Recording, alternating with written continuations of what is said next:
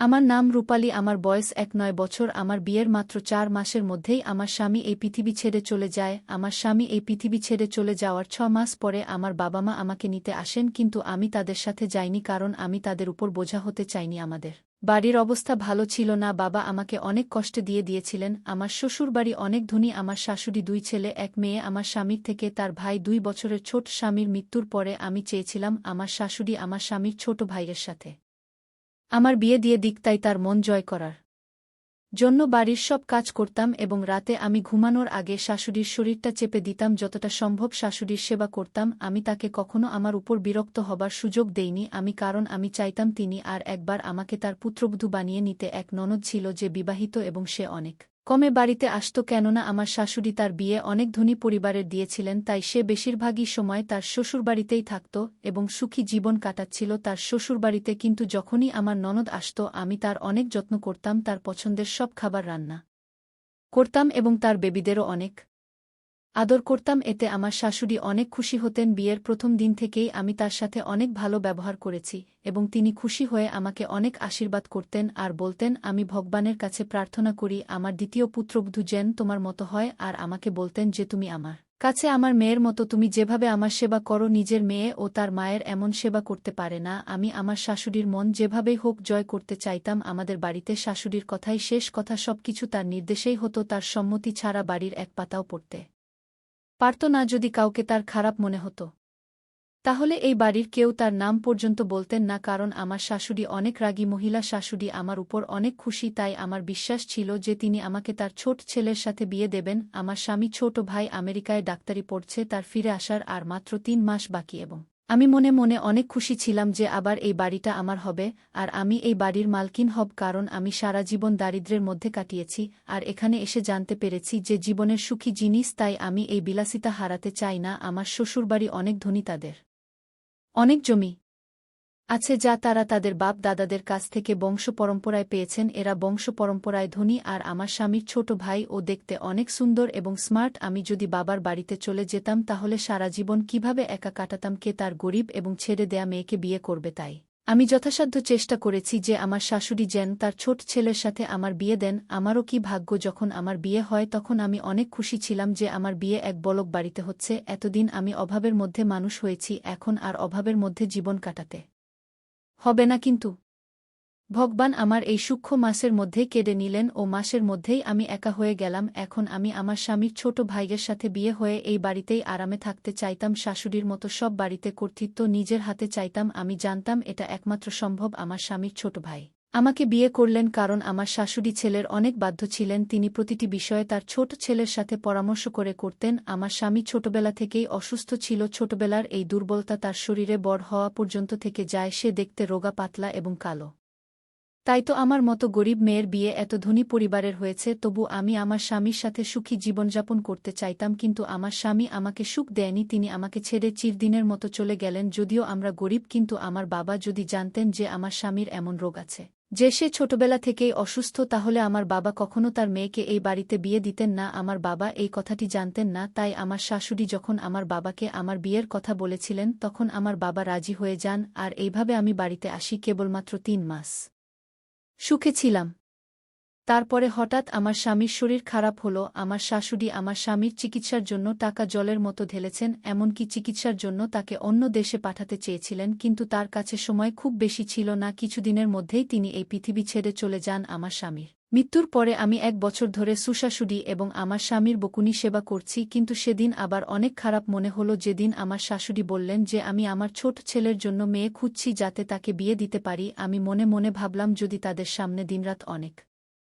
কাজ করি, যদি তাদের সেবা যত্ন ঠিকমত করতে থাকি, তাহলে হয়তো আমার শাশুড়ি খুশি হয় আমাকে তার ছোট ছেলের বউ বানাবেন। কিন্তু আমি ভাবতেই পারিনি যে আমার সমস্ত পরিশ্রম এবং আশা বৃথা যাবে। একদিন আমি এবং শাশুড়ি খুব নামুকরা একতান্ত্রিক বাবার কাছে গিয়েছিলাম। না জানি কতদিন ধরে আমার শাশুড়ি এই বাবার কাছে আসছিলেন। তিনি প্রতি সোমবার বাবার কাছে আসতেন এবং তার আশীর্বাদ নিতেন। আমরা সেখানে পৌঁছানোর সাথে সাথে গরিব মানুষের লাইনে বসে এক অন্ধ মেয়েকে দেখে আমার শাশুড়ির মনে হয় ওর প্রতি অনেক করুণা হয়েছিল, তাই তিনি গিয়ে ওর কাছে বসে ওকে জিজ্ঞেস করতে থাকলেন, তোমার কি কোনো অ্যাক্সিডেন্ট হয়েছে, তুমি এখানে কি করছো আর কোথায় থাকো? আমার শাশুড়ি এমনভাবে কথা বললেন যেন তাকে অনেকদিন ধরেই চেনেন। আমি অবাক হয়ে গেলাম যে কেন আমার শাশুড়ি এক গরিব মেয়ের কাছে গিয়ে বসলেন এবং কিভাবে তাকে চেনেন। আমার শাশুড়ি তার কাছে ক্ষমা চাইছিলেন আর বলছিলেন, মা, আমাকে ক্ষমা করে দাও, আমার সাথে আমার বাড়িতে চলো। অন্ধ মেয়েটিকে খুব রাগী দেখাচ্ছিল। সে আমার শাশুড়িকে বলতে থাকল, আমি কখনোই আপনার সাথে যাব না, আমার যা হয়েছে তা আপনার জন্যই হয়েছে, সেই জন্যই আমি আপনাকে কখনোই ক্ষমা করতে পারব না। আমার শাশুড়ি কাঁদতে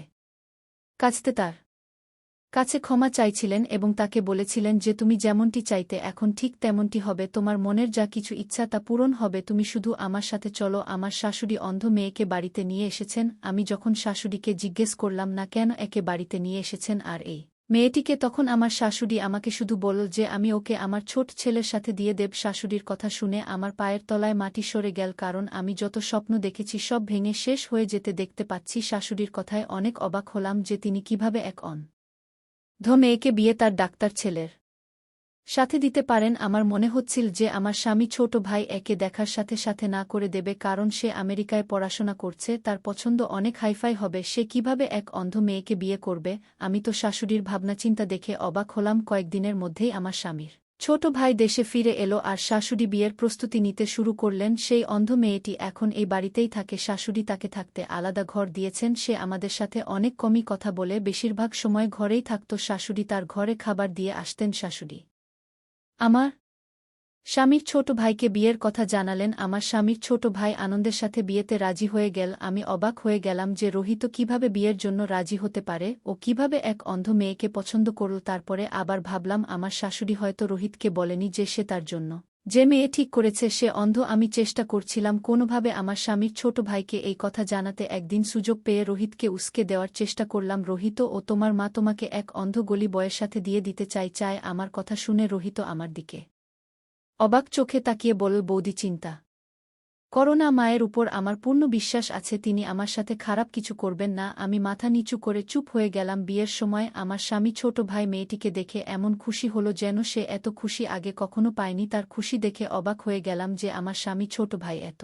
খুশি কেন, একটি অন্ধ মেয়ে তার বউ হতে যাচ্ছে, তারপরেও সে এত খুশি। আমার অবাক হওয়ার পালা কিছুতেই কমছিল না। আমি কিছু বুঝতে পারছি না কি হচ্ছে। আমার স্বামী ছোট ভাইয়ের বিয়ে সেই অন্ধ মেয়ের সাথে হয়ে গেল আর আমার চোখের সামনে দিয়ে সে তার স্ত্রীর হাত ধরে ঘরে চলে গেল। এখন পর্যন্ত আমার দেখার সব স্বপ্ন ভেঙে গেল। শাশুড়ি আমাকে নির্দেশ দিয়েছিলেন যে এখন থেকে তোমার স্বামী ছোট ভাই আর তোমার স্বামীর বউয়ের সমস্ত দায়িত্ব তোমাকে নিতে হবে, কারণ তোমার স্বামী ছোট ভাইয়ের বন্ধু, তাই তার খাওয়া দাওয়া থেকে তার সব দায়িত্ব তোমার উপরেই দিলাম।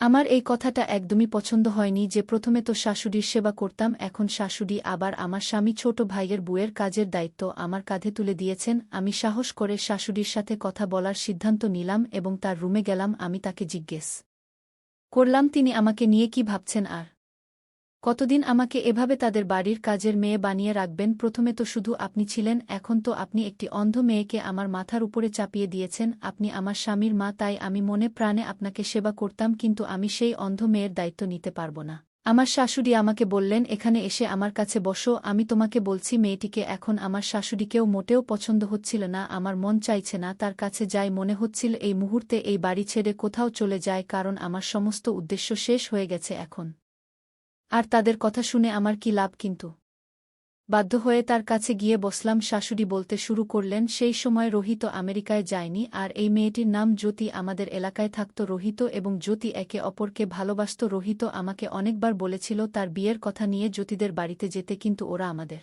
চেয়ে গরিব আর আমি রোহিতের বিয়ে খুব ধনী পরিবারে দিতে চাইতাম। রোহিত আমাকে অনেকবার বলেছে যে ভালোবাসার কাছে টাকার কোনো মূল্য নেই, কিন্তু আমি বুঝতে পারিনি। আমি মেয়েটির বাড়িতে গিয়ে তাদের বলেছিলাম, তোমার মেয়েকে বলে আমার ছেলের থেকে দূরে থাকতে, আমি জানি তোমাদের চোখ আমার ধন সম্পদের দিকে, সেই জন্যই তোমরা তোমাদের মেয়েকে দিয়ে আমার ছেলেকে ফাঁদে ফেলেছ, কিন্তু তোমরা যা চাও তা মোটেও হবে না, আমি কিছুতেই এটা হতে দেব না। জ্যোতির মা কাঁদতে কাঁদতে আমাকে বলেছিল যে আমরা আমাদের মেয়েকে এরকম কিছুই বলিনি, আমরা গরিব, কিন্তু আমাদের মানসম্মান আছে, আপনি এখানে এসে এরকম কথা বললে আমাদের মানসম্মান ধুলো মিশে যাবে, ভগবানের দোহাই দয়া করে এখান থেকে চলে যান। সেই মহিলা আমাকে বলেছিলেন, আজকের পর আমি আমার মেয়েকে আপনার ছেলের সাথে চলাফেরা করতে দেব না, আপনি নিশ্চিত হয়ে বাড়িতে যান। আমি যখন তাদের বাড়িতে গিয়ে তাদের কথা শোনাচ্ছিলাম তখন বাইরে অনেক লোকজন হয় আশেপাশের সবাই এরকম কথা জানতে পেরে যায়। গরিব মেয়েটির মা লজ্জার কাজ ছিলেন। আমি বাড়িতে ফিরে আসার পর রোহিত আমার সাথে মোটেও কথা বলছিল না। আমি তাকে খাবার খেতে দেখলাম কিন্তু সে খাবার খেতে চাইল না।